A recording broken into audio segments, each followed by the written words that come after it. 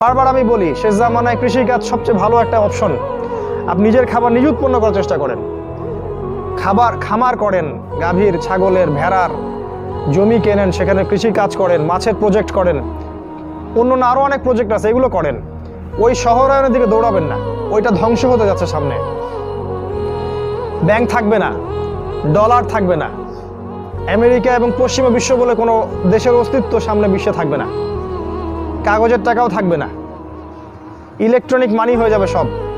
আপনার সম্পদ তার লুটে পুটে খাবে এবং ইসরায়েল থেকে সব নিয়ন্ত্রণ করা হবে, ওই ইসরায়েল থেকে যেটা ইহুদিও দখল করে রাখছে। সামনের অবস্থা খুব ভয়ঙ্কর। তাই সুদ ছাড়তে হবে, আপনাকে ঘুষ ছাড়তে হবে। আমাদের গভর্নমেন্টের সবচেয়ে বড় সমস্যা কি জানেন? মানে আমাদের এই সেকুলার দেশগুলোর যে রাষ্ট্রপ্রধান যারা হয়, সে যে দলেরই হোক না কেন, সবচেয়ে বড় সমস্যা হচ্ছে দুর্নীতি। সবচেয়ে মেজর সমস্যা। প্রতিটা সেক্টরে যাবেন, করাপশন।